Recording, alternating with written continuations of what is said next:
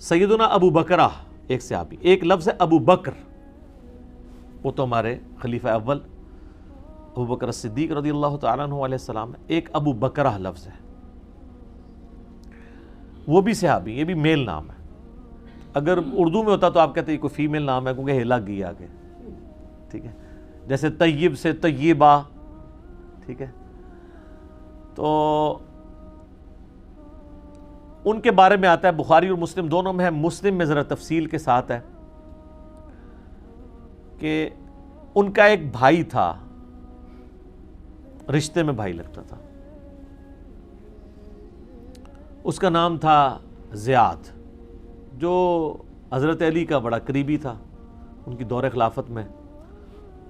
بعد میں حضرت معاویہ نے اس کو یعنی وہ لالچ دے کے تو خرید لیا۔ یہ عبید اللہ ابن زیاد کا باپ، جس کے بارے میں بخاری میں آتا ہے کہ سیدنا حسین ابن علی کا سر کاٹ کے عبید اللہ ابن زیاد گورنر کوفہ کے سامنے تشت میں رکھا گیا، نعوذ باللہ۔ اللہ کی لعنت ہو جنہوں نے اہل بیت پہ ظلم کیا، ان پہ اللہ کی لعنت، اللہ کے فرشتوں کی لعنت اور تمام لعنت کرنے والوں کی لعنت، آمین۔ تو وہ عبید اللہ ابن زیاد کا باپ زیاد تھا، وہ گورنر کوفہ تھا، اس کے بعد یہ بنا، تو حضرت معاویہ کا وہ دست راست بن گیا۔ حضرت معاویہ وہ بہت بہادر دلیر آدمی تھا، ہے شیعان علی میں سے تھا، اس کو ساتھ ملانے کے لیے حضرت معاویہ نے کہا کہ بھئی تیری ماں کے ساتھ میرے باپ نے زمانے جاہلیت میں بدکاری کی تھی اور تو اس سے پیدا ہوا تھا، لہذا آندہ سے تیرا نام جو ہے وہ زیاد بن ابی سفیان ہے، اس کا نام چینج کر دیا۔ اس کانٹیکسٹ میں بخاری مسلم میں حدیث ہے کہ وہ حضرت ابو بکرہ کا بھائی لگتا تھا رشتے میں، تو حضرت ابو بکرہ کو لوگ آگے کہتے ہیں کہ یہ جو حرکت کی ہے اس نے تیرے بھائی نے، یہ ٹھیک حرکت ہے؟ تو ان کا، اور وہ بندہ آگے کہتا ہے کہ میں نے تو سعد ابن ابی وقاص سے سنا ہے کہ جو شخص اپنے باپ کا نام بدل لے اس پہ جنت حرام ہے۔ تو ابو بکرہ کہتے ہیں تم سعد کی بات کرتے ہو، میں نے تو خود رسول اللہ سے ہی بات سنی بھی ہے، لیکن میں کیا کر سکتا ہوں، میرے بھائی نے جو حرکت کی ہے۔ وہ ان کا بھائی اس لیے لگتا تھا کہ وہ ان کے باپ کے بستر پہ پیدا ہوا تھا، تو سعد ابن وقاص نے یہ حدیث بیان کیا نا کہ بچہ اس کا جس کے بستر پہ پیدا ہوا ہے۔ اس طریقے سے اگر کوئی کسی کا کوئی آؤٹ آف ویڈ لاک تعلق تھا اور اس کی وجہ سے کوئی اولاد پیدا ہوگی ہے، تو اب وہ یہ نہیں ہے کہ جس نے وہ تعلق قائم کیا تو وہ اس کی اولاد شمار ہوگی۔ ابھی ایک سینسٹیو ٹاپک ہے، میں اس کو کنٹرول الفاظ میں ڈسکس کر رہا ہوں، یہ مطلب ضروری تھا۔ تو یہی وہ حدیث ہے جس کی وجہ سے بعض اہل حدیث علماء کو دھوکہ لگا، بعض عرب علماء کو بھی، انہوں نے کہا کہ جی جو شخص، جو عورت شادی کے بعد اپنے نام کے ساتھ اپنے خاوند کا نام لگا لے تو اس پہ جنت حرام ہے۔ اندازہ کریں آپ، مثلاً وہ کہتے ہیں کہ جی ایک عورت ہے، اس کا نام ہے رابعہ، اس کے باپ کا نام ہے محمود، تو اب اس کے نام لکھا جا رہا ہے رابعہ محمود، کل کو اس کی شادی ہو جاتی ہے کسی طیب نام کے لڑکے کے ساتھ، اب ظاہر پاکستانی شناختی کارڈ میں تو پھر اس کا نام وہ خود ہی لکھ دیتے ہیں رابعہ طیب، یہی لکھیں گے نا، تو وہ کہتے ہیں کہ اب اس نے اپنا نام باپ کی بجائے کسی اور باپ کی طرف، خدا کا نام ہے، شرم آتی ہے اس کو ڈسکس کرتے ہوئے بھی کہ وہ کسی باپ کی طرف نہیں، وہ اپنے خامد کی طرف اپنے آپ کو منسوب کر رہی ہے، اس نے اپنے باپ کا نام نہیں بدلا۔ اور شناختی کارڈ پہ آپ ذرا دیکھیں، شادی کے بعد جو شناختی کارڈ بنتا ہے اس پہ باپ کا نام نہیں لکھا ہوتا، خامد کا نام لکھا ہوتا ہے، تو حدیث کیسے فٹ ہو جائے گی؟ حدیث تو تب فٹ ہو کہ جب وہ اپنے باپ کے نام کی جگہ اس کا نام لکھوائے۔ وہ کہتا ہے نہیں، نام میں چونکہ ساتھ لگا تھا تو نام تو اس کا محمود ہے ہی نہیں تھا، نام اس کا رابعہ تھا، یہ تو ساتھ پکارنے کے لیے نسبت کے طور پہ تھا نا۔ اب جب اس نے طیب لگایا تو وہ شادی شدہ لوگوں کو بھی پتا ہے کہ یہاں پہ کلچرل ہے، اس نے رابعہ بنت طیب تو نہیں کر دیا نا، لیکن کامن سینس تو اتنی کامن نہیں ہوتی۔ علماء عرب نے باقاعدہ فتوے دیے ہیں کہ خامد، اہل حدیث علماء بھی ہیں ان فتووں کو لے کے چل رہے ہیں، تو میں نے بہت پہلے اس پہ ایک کلپ میں ریکارڈڈ ہے، کیا شادی کے بعد عورت اپنا نام بدل سکتی ہے یا خامد کا نام لگا سکتی ہے؟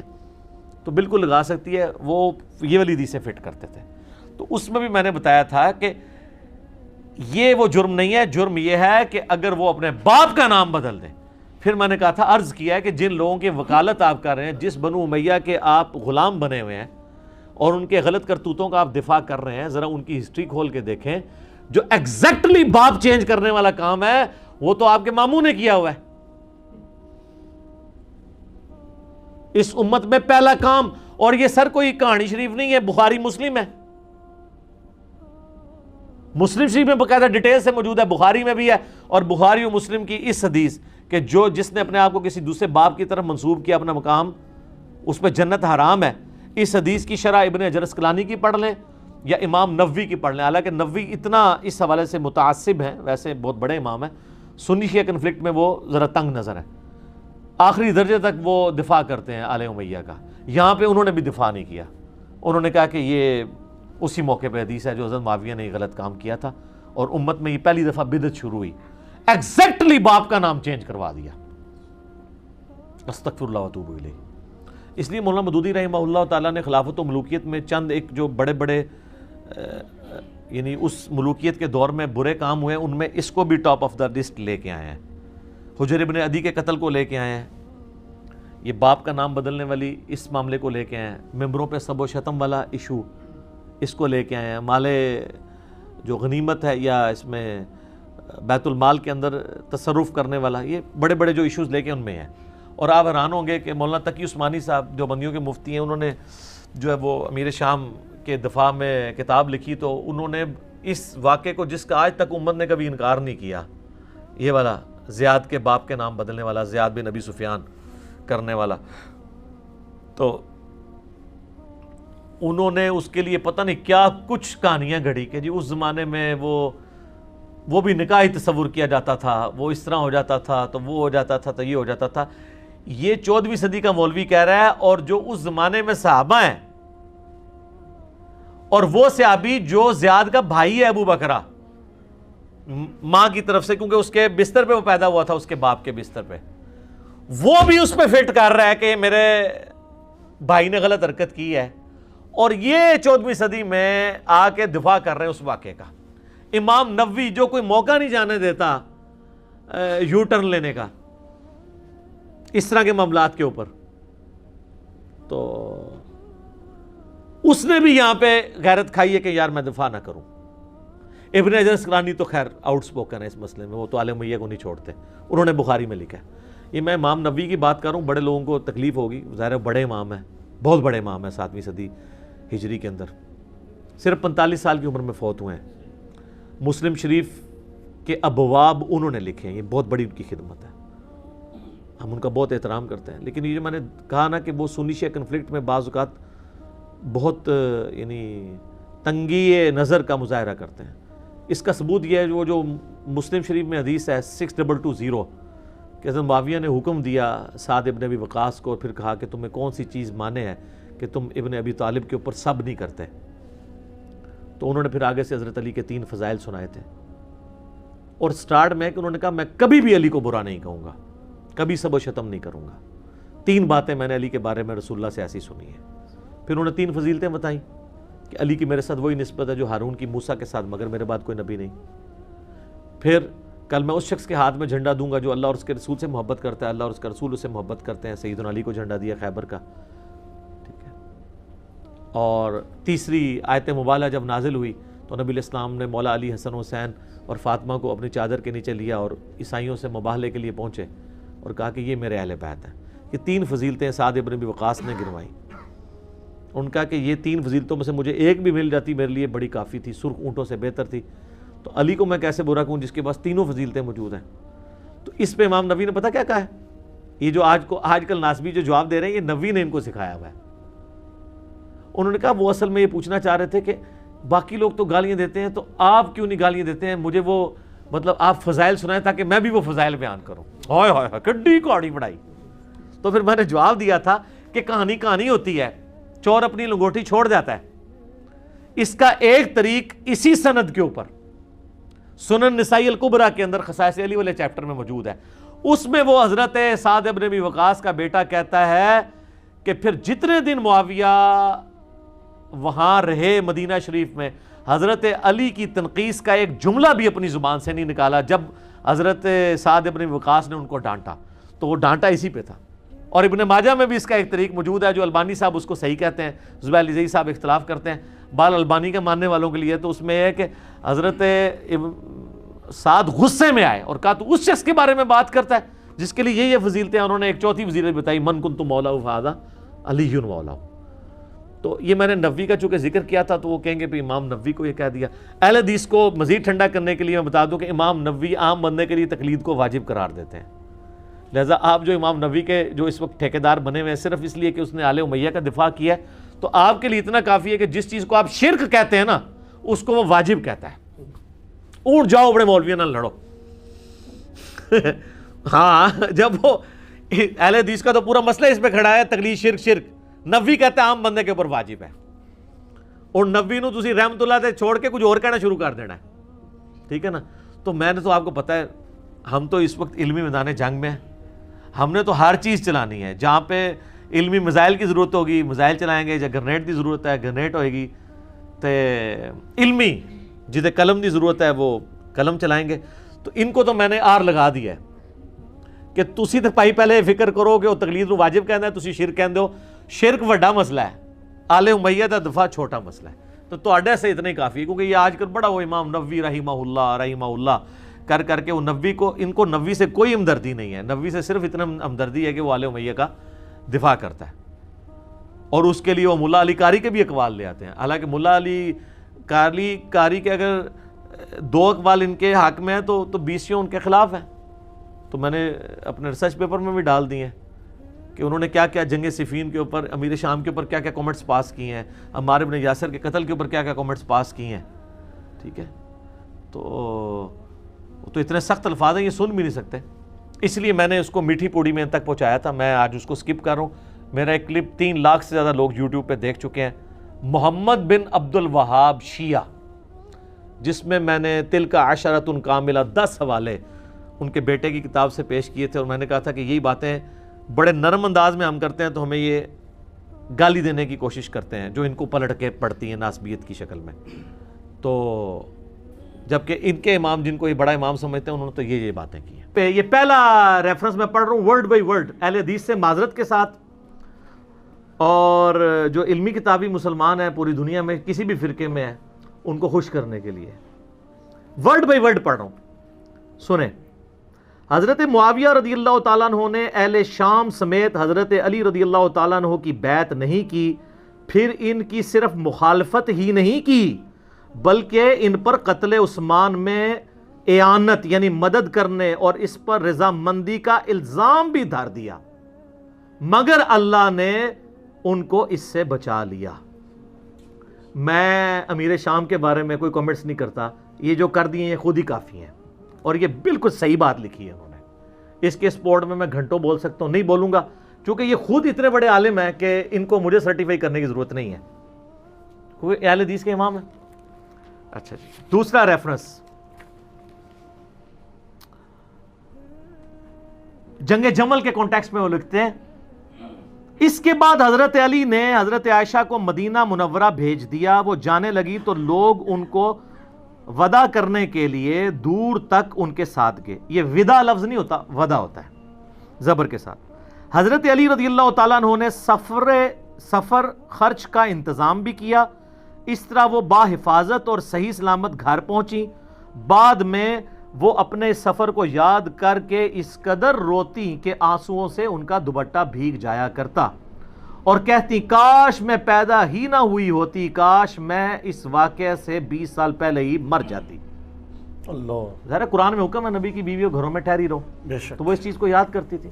پھر ہوب کے کتے بھی بھونکے، وہ بھی حدیث ہے جامعہ اس میں مسند احمد میں. باقی اب میں اس میں نہیں بولوں گا، وہ 5B میں آپ پڑھ لیجئے گا، میں اینڈ پہ بتا دوں گا. ریفرنس نمبر 3 جنگ صفین کے بارے میں لکھتے ہیں، عمار کی شہادت کے بعد عمر ابن عاص نے لڑائی چھوڑ دی، ترک کر دی، اور بہت سے لوگوں نے بھی ان کی پیروی کی.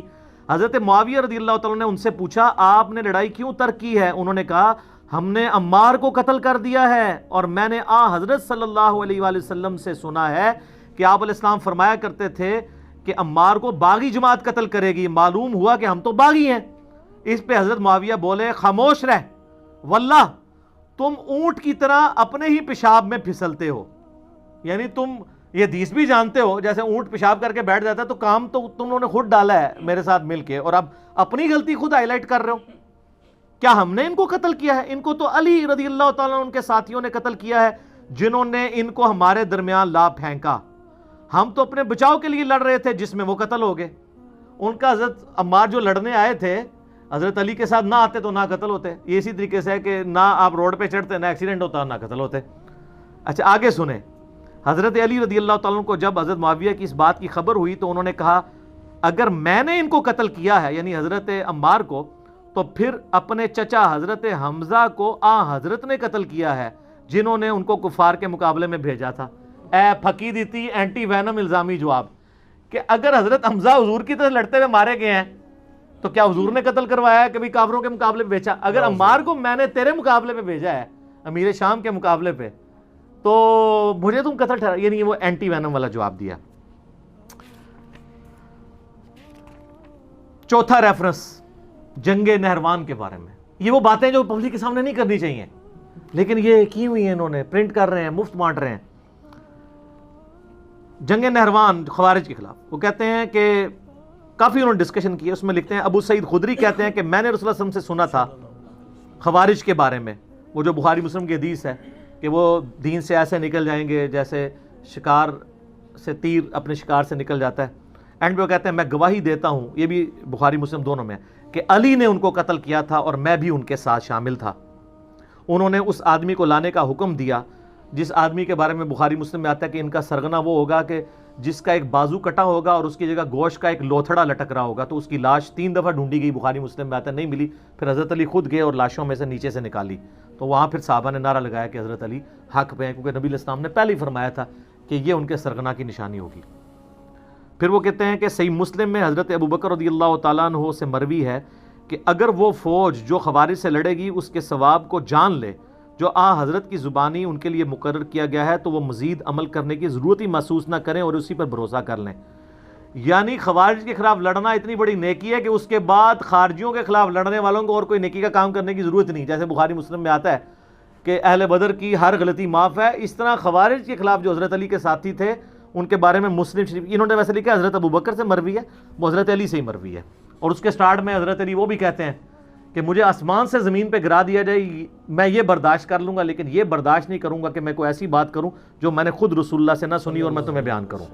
یعنی حدیث معاملے میں اتنی احتیاط صلی اللہ علیہ وآلہ وسلم. 5واں ریفرنس یہ کہتے ہیں نا وہ حضرت عثمان کو عبداللہ ابن سبا اور پتہ نہیں کوئی یہودی پارٹی تھی آل امیہ کو بچانے کے لیے. میں نے بخاری مسلم سے ثابت کیا ہے آل امیہ کی وجہ سے حضرت عثمان شہید ہوئے ہیں، ان کے گورنروں کی وجہ سے. انہوں نے حضرت عثمان کا چیپٹر پڑھیں، کہیں نہیں ڈالا عبداللہ ابن سبا کا نام تک نہیں لکھا. الٹا حضرت علی والے چیپٹر میں انہوں نے بتایا کہ یہ جو حضرت علی کی شان میں غلو کرنے والے رافضی تھے وہ حضرت علی کے دور میں نکلے ہیں. اس کے اوپر پورا چیپٹر انہوں نے بنایا ہے. فرقہ غالیہ کا خروج، حضرت علی کے زمانے میں ایک غالی فرقہ پیدا ہوا. کرتے کرتے نا اینڈ پہ وہ لکھتے ہیں کہ حضرت علی نے اپنے غلام قمبر کو بلایا اور پھر انہوں نے جو ہے نا وہ ان لوگوں کو آگ میں جلا دیا جن لوگوں نے حضرت علی کے لیے الوہیت کلیم کی تھی، جس کی باقیات آج کل یہ نصیری ہیں. اور پھر وہ بخاری میں آتا ہے نا کہ حضرت ابن عباس تک بات پہنچی تو کہتے کاش حضرت علی ایسا نہ کرتے، کیونکہ یہ سزا آگ میں جلانے والی اللہ کے ساتھ خاص ہے، مخلوق نہیں جلا سکتی. تو حضرت علی نے کہا کہ ابن عباس نے سچ کہا. اور ابو داؤد میں ہے کہ انہوں نے کہا کاش مجھے یہ پتہ ہوتا پہلے. یعنی حضرت علی نے جان بوجھ کے ایسا نہیں کیا تھا، لیکن حضرت علی کا غصہ اتنا تھا کہ مجھے خدا کے مقابلے پہ ٹھہرا رہے ہیں، تو انہوں نے ان کو قتل کی وجہ آگ میں جلوایا تھا. یہ تو خود مان رہے ہیں اس میں. اچھا جی، ریفرنس نمبر 6 حضرت علی کے بارے میں لکھتے ہیں کہ لباس اور خوراک میں آپ کی سادگی بیان سے باہر ہے. آپ کا عمل اور فضل اسلام کی طرف سبقت اور رسول اللہ کی مائیت میں کفار سے جہاد ازر من الشمس ہے صلی اللہ علیہ وآلہ وسلم. پھر لکھتے ہیں امام بن حنبل اور قاضی اسماعیل بن اسحاق کہتے ہیں، اور یہ صحیح سند سے المسند الحاکم میں ہے، کہ حضرت علی رضی اللہ تعالیٰ عنہ کے فضائل اور مناقب میں جتنی احادیث مروی ہیں دوسرے کسی آدمی کے فضائل اور مناقب میں اتنی احادیث نہیں ہیں. لکھ رہے تھے جی سعودیہ والے وہابی اور پاکستانی وہابی کے کہہ رہے ہیں اور رہن دو، میں آج نہیں، آج اپنے بزرگوں نے رو. ریفرنس نمبر 7 وہی جو ہم کہتے ہیں حضرت علی نے حسن ابن علی کو اپنا خلیفہ نامزد نہیں کیا. انہوں نے بھی وہی لکھا کسی نے کہا کیا آپ اپنے بعد آنے والے خلیفہ کو نامزد کریں گے؟ انہوں نے فرمایا نہیں، میں تمہیں اسی طرح چھوڑوں گا جس طرح رسول اللہ صلی اللہ علیہ وسلم تمہیں چھوڑ گئے تھے۔ بعض نے کہا کہ آپ لوگوں سے حسن کے لیے بیعت لے لیں تو آپ کے انتقال کے بعد ہم آپ کی کمی محسوس نہیں کریں گے۔ فرمایا میں نہ تمہیں اس کا حکم دیتا ہوں نہ منع کرتا ہوں، یہ تمہارا اپنے چوائس ہے، میں یہ کام نہیں کروں گا۔ یہ بات ہے سر، خلافت و ملوکیت میں یہ فرق ہے۔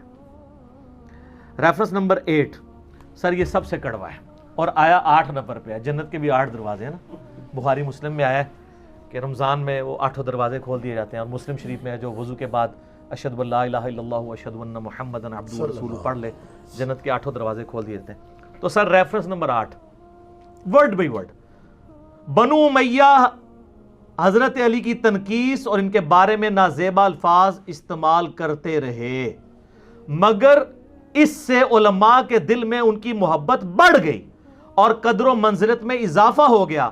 عمر بن عبداللہ بن زبیر کہتے ہیں کہ بنو امیہ 60 سال تک ان کو گالیاں دیتے رہے۔ یہ سب کا لفظ نہیں ہے، عربی کھولیں، شتم کا لفظ ہے۔ سب کا ترجمہ تنقید بھی ہو جاتا ہے نا، اس لفظ کا نہیں ہوتا، سب و شتم جو ہم بولتے ہیں۔ اور یہ نہ سمجھے کہ یہ انہوں نے کہانی لکھی، سر صحیح مسلم 6229 حدیث لعن اللہ ابا تراب کہتے تھے، ابو تراب علی بن ابی طالب پر لعنت، یہ لفظ بولتے تھے نعوذ باللہ آل امیہ۔ تو یہ آپ کے بزرگ ٹھیک لکھ رہے ہیں، 60 سال تک ان کو گالیاں دیتے رہے مگر ان کا کچھ نہ بگاڑ سکے، بلکہ ان کی شان پہلے سے بھی بلند ہو گئی۔ آگے الفاظ بڑے سخت ہیں۔ دین نے ایک عمارت کھڑی کی جس کو دنیا نے گرا دیا۔ وہ کہتے ہیں مولا علی کو اللہ نے کھڑا کیا دین کی عمارت کے طور پہ، یہ دنیا کے جو پرستار تھے نا آل امیہ، انہوں نے اس کو گرانے کی کوشش کی، لیکن دنیا کچھ نہ بنا سکی مگر جو کچھ بنایا اس کو بھی منہدم کر دیا۔ وہ کہتے ہیں آل امیہ کے پلے کوئی شے ہے بھی تھی نا، وہ بھی انہوں نے گوا دی، حضرت علی کو یہ کی تنقیص نہیں کر سکے۔ ہر طرف علی علی ہو رہی ہے۔ وہ سر ناسبیوں کی مسجد میں بھی 4 خلفاء کے نام لکھے ہوتے ہیں، پیچھے کیا رہ گیا؟ علی کو کون نیچا کر سکتا ہے؟ ناسبیت کو ہوا دینے والے لوگ بھی حق 4 یار کہتے ہیں، حق 5 یار نہیں کہتے۔ اس سے بڑی کیا جیت ہوگی سیدنا علی کی؟ سیکنڈ لاسٹ ریفرنس نمبر 9 وہی حدیث لکھی ہے ابو داؤد ترمذی کی کہ میرے بعد خلافت 30 سال تک رہے گی۔ اس کے کانٹیکسٹ میں لکھتے ہیں اور حضرت علی کی خلافت 4 سال اور 8 مہینے ہے۔ اس کو حدیث میں 30 سال اس لیے کہا گیا کہ اصل مدت اس کے قریب قریب ہے، یا حضرت حسن رضی اللہ تعالیٰ عنہ کی مدت خلافت کو اس میں شمار کیا گیا ہے کیونکہ وہ اس کو مکمل کرتی ہے۔ وہ کہتے ہیں حضرت حسن کے جو 6 مہینے ہیں وہ ملا کے یہ 30 سال پورے ہوتے ہیں، اور یہ تو ابن تیمیہ نے منہاج السنہ میں لکھا ہے کہ ربیع الاول میں نبی علیہ السلام کی وفات ہوئی 11 ہجری میں، اور ربیع الاول 41 ہجری میں صلح حسن ہوئے۔ حضرت حسن کی صلح پہ 30 سال پورے ہوتے ہیں، تو خلیفہ راشد 5 ہیں، ابو بکر، عمر، عثمان، علی، حسن ابن علی۔ اور یہ محمد عبد الوہاب صاحب کے بیٹے بھی یہ بات مان رہے ہیں اور لکھ رہے ہیں۔ آخری ریفرنس ہے خلافت حسن کے اوپر انہوں نے چیپٹر باندھا ہے، اس کے بعد صلح حسن کے اوپر انہوں نے اس کے اوپر کنکلوڈ کیا ہے، اور حضرت حسن کا خطبہ نقل کیا ہے جو انہوں نے معاویہ سے صلح کے بعد دیا تھا۔ اس خدا کا شکر ہے جس نے ہمارے ذریعے تمہارے پہلوں کو ہدایت بخشی، یعنی انہوں نے کہا کہ تمہارے آباء و اجداد کو اللہ نے ہم بنو ہاشم کے ذریعے ہدایت دی، اور ہمارے ذریعے تمہارے پچھلوں کا خون بند کیا۔ آج بھی ہم نے ہی قربانی کی ہے اور اپنی مسند چھوڑی ہے، قتل و غارت سے بچایا ہے تمہیں، وہ دوزخ کی آگ سے بچایا تھا اور یہ دنیا کی آگ سے بچا لیا۔ سب سے بڑی دانائی پرہیزگاری ہے اور سب سے بڑا عجز بدکاری ہے۔ پھر میرے اور معاویہ کے درمیان جو اختلاف پڑ گیا تھا، قطع نظر اس سے کہ وہ حق پر تھے یا میں حق پر، میں امت محمدیہ صلی اللہ علیہ وآلہ وسلم کی مصلحت اور ان کے خون بند کرنے کے لیے اپنے اس حق سے دستبردار ہو گیا ہوں۔ اور بخاری میں بھی یہ حدیث ہے، میرا یہ بیٹا سید ہے، اس کی وجہ سے صلح ہوگی۔ اس میں امپلائڈ ہے کہ سامنے والا ہٹ درمی پہ ہوگا، اس کی وجہ سے صلح ہوگی، اس کی وجہ سے نہیں۔ یہاں کہتے ہیں جی ان کی وجہ سے صلح ہوئی ہے، نبی اسلام فرما رہے ہیں اس کی وجہ سے ہوگی، یہ اپنی پوسٹ چھوڑے گا۔ پھر معاویہ رضی اللہ تعالیٰ کی طرف منہ کر کے فرمایا، میں نہیں جانتا کہ یہ تمہارے لیے فتنہ ہے یہ حکومت، یا کچھ مدت کے لیے اس میں تمہارے لیے فائدہ ہے، یعنی دنیا میں کچھ فائدہ اٹھا لو، مجھے نہیں پتا اللہ نے تمہیں آزمائش میں ڈالا ہے۔ تو یہ دونوں باتیں ہوئی، آزمائش میں بھی ڈلے اور فتنے کا بھی شکار ہوئے۔ اور یہ حقائق اگر آپ کو جاننے ہوں تو دنیا میں ایک پمفلٹ ہے جس کا عنوان ہے 5B रिसर्च पेपर सर ये, हाँ वाक़या करबला का कहानी पस मंज़र नहीं, हकीकी पस मंज़र 72 सहीहुल इस्नाद अहादीस की रोशनी में, जिसमें 200 से ज़्यादा हदीस हैं। 72 का टाइटल मैंने शुहदाए करबला की निस्बत से लिया। एक एक नंबर पे कई हदीसें हैं, मसलन 33 नंबर पे 8 हदीसें हैं, 8 तुरुक गदीर खुम के। सैयदना उमर की शहादत से लेकर शहादत हुसैन तक पूरी इस्लामिक हिस्ट्री कवर हुई है। हकीकी खुलफाए राशिदीन कौन है, जंग जमल, सिफीन, नहरवान, शहादत उस्मान के असली असबाब, सुलह हसन, हज़रत मुआविया का दौर मलूकियत, यजीद की वली अहदी और शहादत हुसैन इब्न अली रज़ियल्लाहु अन्हुम अजमईन व अलैहिमुस्सलाम अजमईन। ये अल्हम्दुलिल्लाह अरबी में भी है, उर्दू में भी है, हिंदी में भी है, इंग्लिश में भी है। हमारी वेबसाइट ahlesunnatpak.com पे आप रिसर्च पेपर्स वाले पोर्शन से मुफ्त डाउनलोड इसका PDF करें, ग्रुप में रब्ता करके व्हाट्सएप के ज़रिए PDF मंगवा लें। इसमें अक्सर हदीस बुखारी मुस्लिम से हैं, तहकीम की ज़रूरत नहीं, और जिन पे तहकीम की ज़रूरत थी मैंने दौरे हाज़िर के बड़े बड़े मुहद्दिसीन शेख अलबानी रहिमहुल्लाह ताला, शेख ज़ुबैर ज़ई रहिमहुल्लाह ताला, शेख शुएब अरनौत रहिमहुल्लाह ताला, शेख सुलैम असद और ग़ुलाम मुस्वा ज़हीर हाफिज़हुल्लाह ताला मिनल जिन्नति वन्नास, जो ज़ुबैर ज़ई साहब के बागी शागिर्द, लेकिन तहकीम तो लगा बैठे हुए हैं वो, और हमने इसमें डाली हुई है। और बाकी लोग, मैं तो मतलब उलुल इल्म क़ाइमन बिल क़िस्त हूँ अल्हम्दुलिल्लाह, जिसकी जो पॉजिटिव चीज़ है वो प्रमोट करूँगा, सबकी तहकीम के साथ है।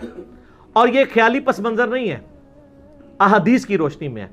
ये सलाउद्दीन यूसुफ साहब की झूठी तारीख या वो सनाबली की लिखी हुई झूठी तारीख नहीं है, अहादीस हैं, जो कि खिलाफत व मलूकियत मौला मदूदी रहिमहुल्लाह ताला की किताब का हदीसी दिफा है, हदीस की रोशनी में। तो सर ये आप मुफ्त मंगवा सकते हैं अगर आप अफोर्ड नहीं कर सकते। ये और इसके साथ 8 रिसर्च पेपर और 3 अज़कार कार्ड, 12 का पैकेज फ्री बिल्कुल मंगवा सकते हैं अगर अफोर्ड नहीं कर सकते। अगर अफोर्ड कर सकते हैं तो नो प्रॉफिट और थोड़े से लास्ट पे, जो अकेडमी बर्दाश्त करती है, आपको डाक में मिल जाएगा। सुबह 9 से लेकर शाम तक आप रब्ता करें।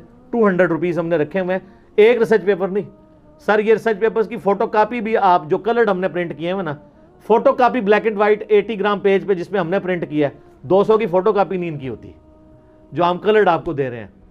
और जो ज़रूरतमंद है हम उससे सर्टिफिकेट भी नहीं बनवाएंगे, बस सिर्फ वो अल्लाह को आलिम व नाज़िर जानता हुआ कह दे मैं ज़रूरतमंद हूँ, हम कोई तहकीक नहीं करेंगे, फ्री भिजवाएंगे। और ये कीमत भी इसलिए रखी कि बाद लोग इसको मिसयूज़ कर रहे थे, फिर भी इसको नो प्रॉफिट और थोड़े से लास्ट पे ही रखी। सुबह 9 से लेकर शाम 5 बजे तक आप हमारे अकेडमी के नंबर पर रब्ता करें, +92 के कोड के साथ 3215900162। पाकिस्तान में करेंगे तो 032159000162 कॉल करें, इंशाअल्लाह ताला आपके घर ही आ जाएगी। इसको पढ़ें, और जिसको ज़्यादा जल्दी है तो वेबसाइट से अभी डाउनलोड करें और प्रिंट आउट निकाल लें, 40-50 रुपये का निकल आएगा। तो इंशाअल्लाह आप जब इसको पढ़ेंगे तो आपको पता चल जाएगा कि असल में अहादीस के मानने वाले कौन हैं और सिर्फ अहले हदीस का लेबल लगाने वाले कौन हैं। ये बड़ा मुश्किल काम है। तो मैंने अल्हम्दुलिल्लाह आज ये ट्रुथ रिवील कर लिया, लिहाजा मोहम्मद बिन अब्दुल वहाब साहब के बारे में कोई गुमान ना करे कि वो नासबी थे, बल्कि वो हुसैनी थे कि जो आज के दौर के अहले हदीस के नज़दीक नीम राफजी थे। इसी पे मैं कंक्लूड करता हूँ। ठीक हो गया जी, ये मैं जोक के तौर पे, इल्ज़ामी बात के तौर पे बोल रहा हूँ। ठीक हो गया जी।